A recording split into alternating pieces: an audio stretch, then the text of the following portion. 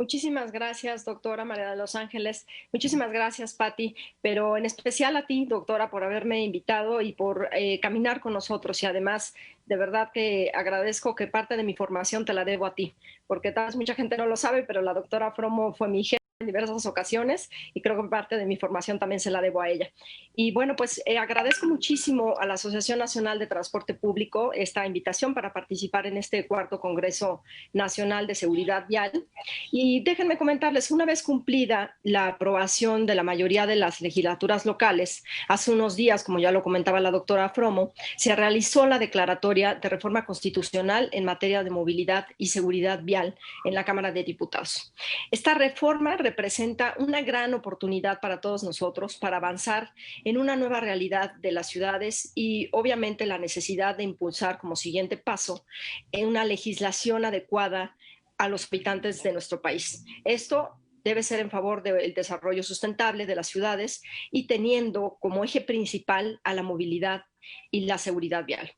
En la actualidad, la expansión territorial se impone como un gran desafío para las ciudades, donde la población, pues económicamente más vulnerable, presenta a veces acceso limitado de infraestructura, de espacios públicos, una movilidad ineficiente en algunos casos, insegura, limitada y costosa y bueno, además viviendas precarias.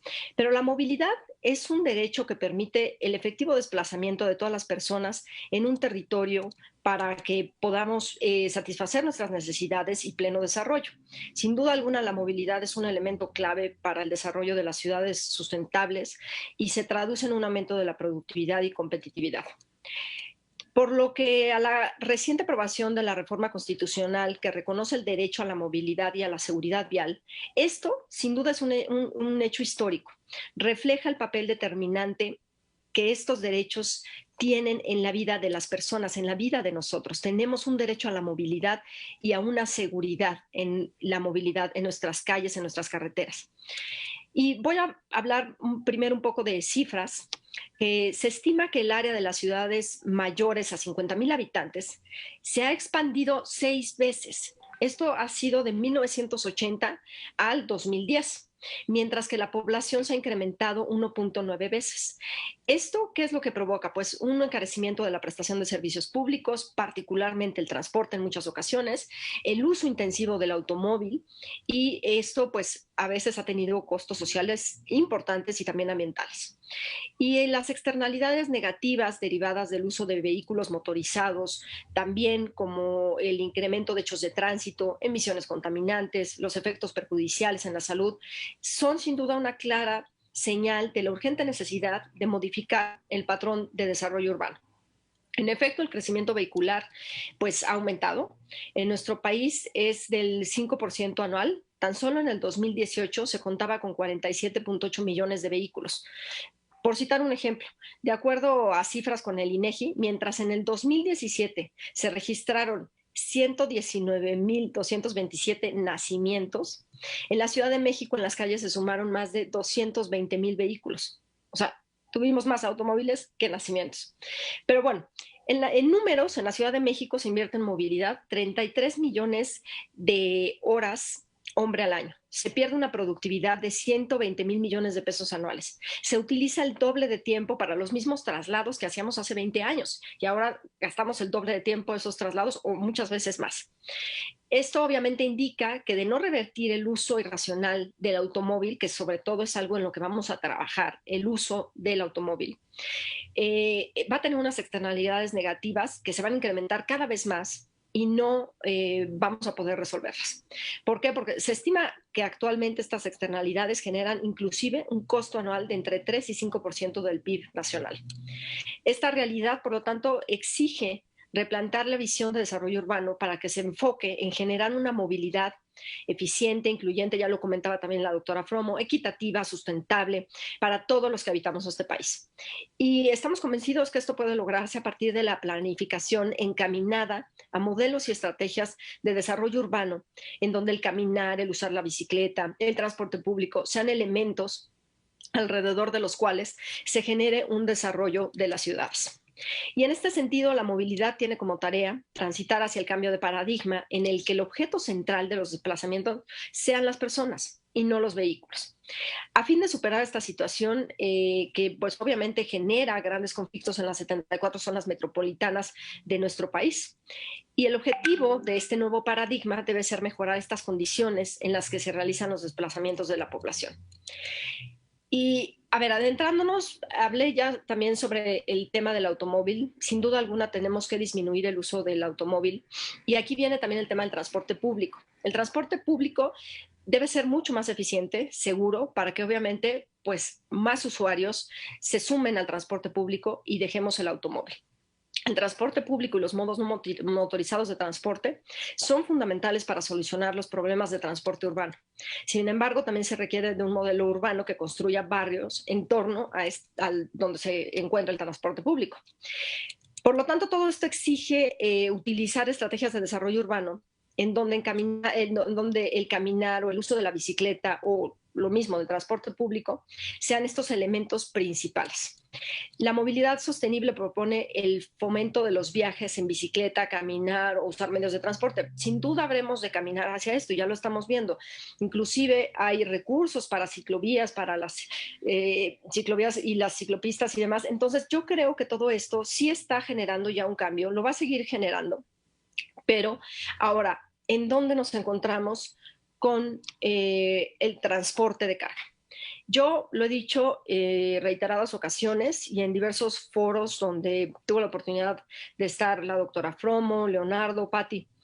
Y aquí yo creo que no debemos de pensar en pues que unos son los buenos y otros son los malos. Y perdón que lo habré abiertamente, pero a veces cuando uno se sienta con peatones, con ciclistas, de repente parece que el otro lado no es tan bueno. Y lo contrario, viceversa. Entonces aquí no se trata de satanizar a nadie y de glorificar a nadie. Yo creo que todos tenemos el derecho al uso de las ciudades y además, en mi opinión muy personal, obviamente el transporte de carga debe continuar. Gracias al transporte de carga, pues llega el alimento a nuestras mesas. Yo hablaba ahorita a la doctora Fromo de que inclusive podía haber hasta actos de corrupción en municipios y demás, porque algunos 0 pesos por los permisos y otros hasta 36,000 y en algunas ocasiones pues cobran como un derecho, ¿no? Para que pasen a ciertas horas, se imponen ciertos horarios. No, no estoy en contra de la regulación, sí debe haber una regulación, pero también creo que esto no debe fomentar la corrupción. Creo que esto no se debe prestar para que en algunos municipios se preste a que sea un acto de corrupción y también debemos de trabajar en eso. Yo creo que existen grandes oportunidades para prevenir y atender una fuerte problemática. Y lo que tenemos que hacer es construir desde la sociedad una legislación sobre la seguridad vial que como lo decía la doctora Fromo, lo haremos de trabajar en estos siguientes 6 meses, porque lo que sí queremos es que salga antes de que termine esta 64 legislatura. Y es un trabajo que ha venido de años atrás, de legislaturas atrás, y que hoy pues estamos viendo que va a ser una realidad. ¿Y por qué trabajar sobre la movilidad y también la seguridad vial? Bueno, porque todos los días los mexicanos nos enfrentamos a riesgos de perder la vida o la salud por el simple hecho de trasladarnos por nuestras calles y carreteras. Es una situación que violenta directamente nuestro derecho a la vida, la salud y sin duda alguna afecta a nuestro patrimonio. Y hoy la cifra es esta: 44 mexicanos no regresan con vida a su hogar por accidentes viales que se pudieron prevenir. En este contexto, sí reconocemos la importancia de consolidar a la brevedad un cuerpo normativo para la seguridad vial. Esto en el marco, además, del Decenio de Acción para la Seguridad Vial 2011-2020.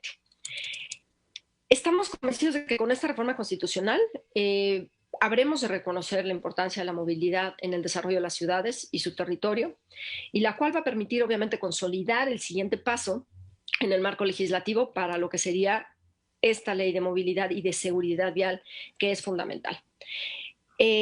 Sin más, yo quisiera decirles que desde la Comisión de Desarrollo Metropolitano, Urbano, Ordenamiento Territorial y Movilidad, que tengo el honor de presidir, estamos trabajando arduamente para que esta ley de movilidad y seguridad vial sea lo mejor posible para todas y todos, sea completamente incluyente, que no sea algo que solamente sea para los peatones o para los ciclistas o para los automovilistas o para el transporte, porque todos en nuestros andares del trabajo, de la vida, un día somos peatones, en un momento somos ciclistas, somos automovilistas, somos usuarios del transporte público y gracias a ustedes, el transporte, nosotros tenemos alimentos en nuestras casas, tenemos cosas en nuestras casas. Así que yo creo que trabajaremos esto de la mano con ustedes. Los invitamos a trabajarla obviamente de la mano con ustedes, porque es fundamental. Ustedes son un sector muy importante para nuestro país, para la economía de nuestro país. Y cuenten conmigo como una aliada en la comisión. Muchísimas gracias. Muchas gracias, diputada, por esta introducción. Y creo que para quienes hoy nos están escuchando, como lo bien lo has mencionado, en el tema del transporte de carga, pues si bien vemos en este contexto un paso importante para lograr una armonización legislativa, una política pública en seguridad vial y movilidad a nivel nacional, que articule todos los factores, pero sobre todo nos dé la luz y las pautas de qué sí, qué no se debe considerar para las regulaciones específicas.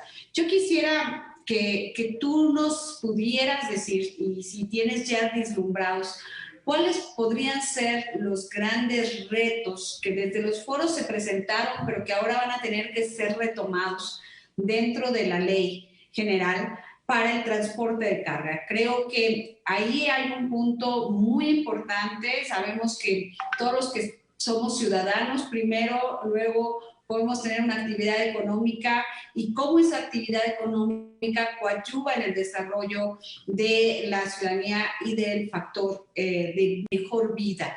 Pero lógicamente hay retos y quizás de alguna manera mecanismos que tú hayas podido vislumbrar para generar una regulación de equilibrio entre todos estas prioridades que hay dentro de la movilidad desde la perspectiva incluso internacional. Mira, yo creo que tú acabas de decir algo clave, doctora, que es el equilibrio. Aquí se trata de eso, es el equilibrio, es que todos participemos en este derecho a la movilidad y todos también participemos para tener una seguridad vial, para cuidarnos unos a los otros. Y el gran reto al que creo que nos enfrentamos es que, y lo digo abiertamente, es que creo que sí hay algunos que sí todavía se oponen, sobre todo a lo que es el doble remolque, entonces al doble camión de carga. Y yo creo que ese es el gran reto. Yo creo que el gran reto es demostrar, como yo lo decía hace rato con una frase, no se trata de satanizar ni tampoco de glorificar a otros. Entonces, enseñémosle a los demás que esto no es una satanización, que esto, o sea, el que sea un camión de carga y que sea de doble remolque, pues no es malo, pues, o sea, yo lo aprendí con ustedes en muchos de los otros foros, el sistema de frenado, cómo es que frenan inclusive más rápido, generan menos contaminación, o sea, muchos beneficios, pero sí creo que hay un gran reto que es el convencer a los demás en que, o sea, no hay que satanizar a los camiones doble remolque en lo absoluto, como tampoco habría que no podemos satanizar tampoco a los usuarios del automóvil. Digo, hay que bajarle un poco al uso del automóvil, por supuesto, además por el tema de contaminación y demás, y porque ya no hay suficientes vías, no cabemos. Pero no se trata de satanizar. Ese sería el gran reto, doctora, el poder convencer realmente a todos de que no es inadecuado el transporte de carga de doble remolque.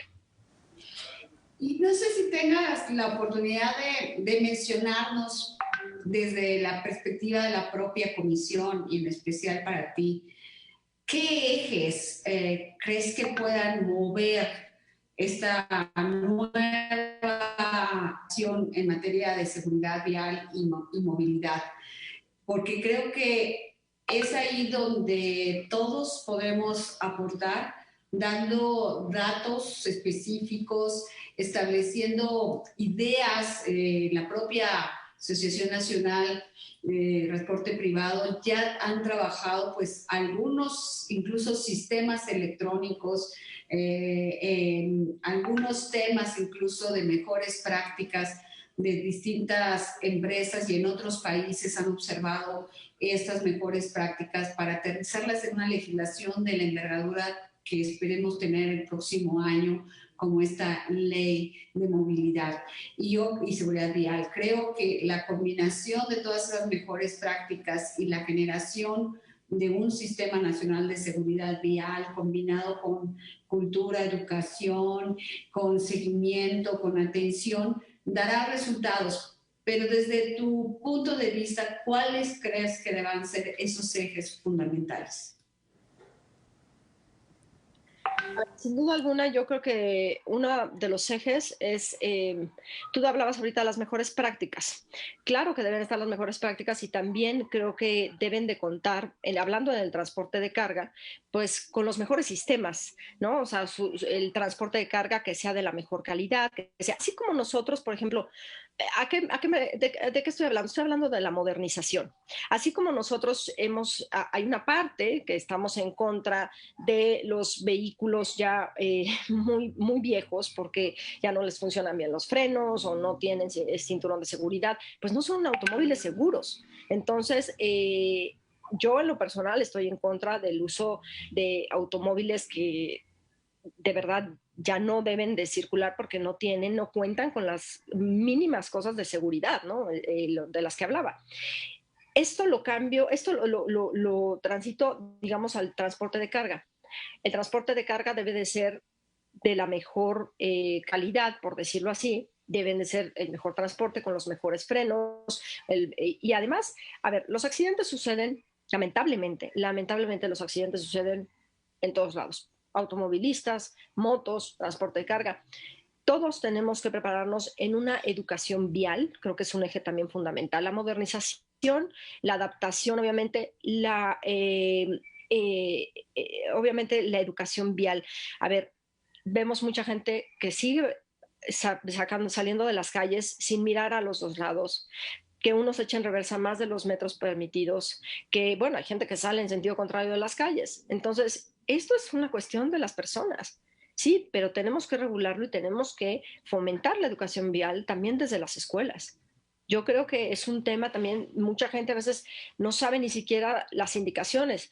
También tenemos que trabajar en esto, porque está la licencia, que pues está la licencia permanente, y hay gente que ni siquiera cursó un curso de manejo. Entonces, creo que ahí es otro eje fundamental. A ver, si yo tengo con una licencia es porque sé manejar, es porque sé las indicaciones de tránsito, porque sé las regulaciones y las cumplo. Y así también en el transporte de carga, pues aplica el uso de la licencia. Es una persona que está certificada, que sabe hacerlo, que tiene el conocimiento cómo hacerlo y además por eso yo comparto mucho con ustedes muchas cosas porque sé que inclusive ustedes premian a sus transportistas. Esto es algo que le da un plus al decir, a ver, si eres bueno, tienes la capacidad, o sea, tienes esta capacidad y cada vez eres mejor y así queremos que sea toda la gente que sean los que manejen los transportes de carga. Entonces, creo que tenemos que trabajar en ejes principales como la modernización en materia de seguridad y todo esto. La educación vial es fundamental. El registro de las licencias.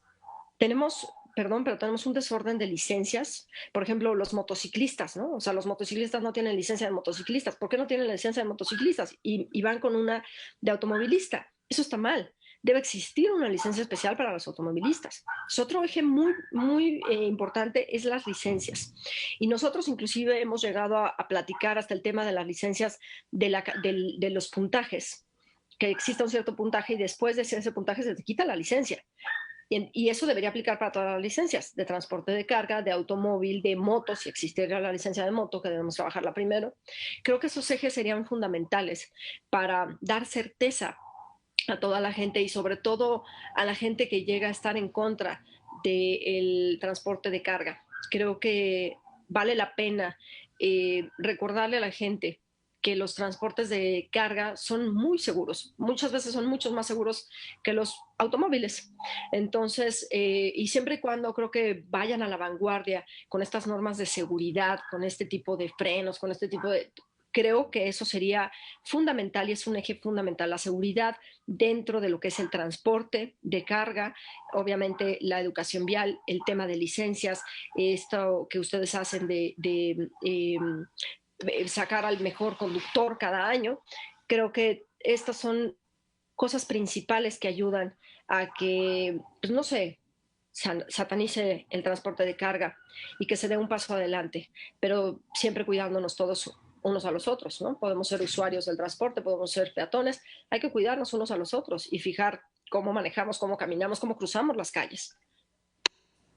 Muchas gracias, Dada. De verdad creo que creemos en esos temas, en trabajar en la renovación del parque vehicular. Un dato concreto es que existe una vida útil media de los vehículos de carga de 18 años y creo que lo que acabas de mencionar es fundamental, capacitación, una capacitación direccionada precisamente a la seguridad vial, al otorgamiento de licencias basados incluso en simuladores. O sea, nos hemos quedado un poco atrás. Bien pudieran las licencias ligarse a que ya no es que tengas que manejar por las calles haciendo un examen, ya lo hacen en otros países con un simulador, se capacita con simuladores y sí, después hay prácticas, pero que se puedan llevar a efecto. Yo creo que hay mucho por hacer, tú bien lo mencionas, hoy tenemos este Premio Nacional de Seguridad Vial, esta Semana de Seguridad Vial, y la ANTP la está apostando todo su trabajo a generar una mayor conciencia y una mayor articulación de toda la industria. Y pues no sé si en unas breves frases nos gustaría escuchar qué estarías esperando, qué nos pedirías como la industria, como la parte esencial del transporte de carga que utilizamos para que en ese compromiso de generar una legislación que estaremos realmente activando todo nuestro compromiso con ustedes, nos puedas tú dar algunas ideas. ¿Qué están esperando de la industria en este proceso legislativo de esta ley? Pues yo lo que les pediría es que sigamos trabajando de la mano, como lo hicieron en los foros, que ustedes estuvieron de la mano con nosotros. Les pediría que sigan de la mano con nosotros estos 6 meses, que vamos a seguir arrastrando el lápiz para que salga esta ley lo mejor posible, que sea una ley muy alcanzable, a una ley, digamos, perfecta, ¿no? Pero sobre todo, yo lo que les pediría es si ustedes cumplen con esta parte de la modernización, con esta parte de la educación vial, con esta parte de licencias, la verdad es que yo no veo por qué, o sea, por qué se ve afectado en algún momento el transporte de carga. No debiera ser así. Yo pondré todo de mi parte para que no sea así, porque lo dije desde un principio.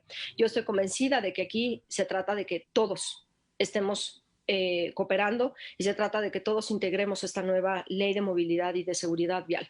Ustedes son fundamentales también, son fundamentales no solo para el desarrollo del país, pero son fundamentales en el cuidado también de las personas, de los, ya sea automóvil, peatón, ciclista. Entonces, lo que nosotros esperaremos de ustedes es que continúen trabajando de la mano con nosotros estos 6 meses para que construyamos juntos esta ley lo mejor posible. Y de verdad, nuevamente agradecerles, Patti, Leonardo, a todos los integrantes y sobre todo a ti, doctora From. Al contrario, gracias, Pili,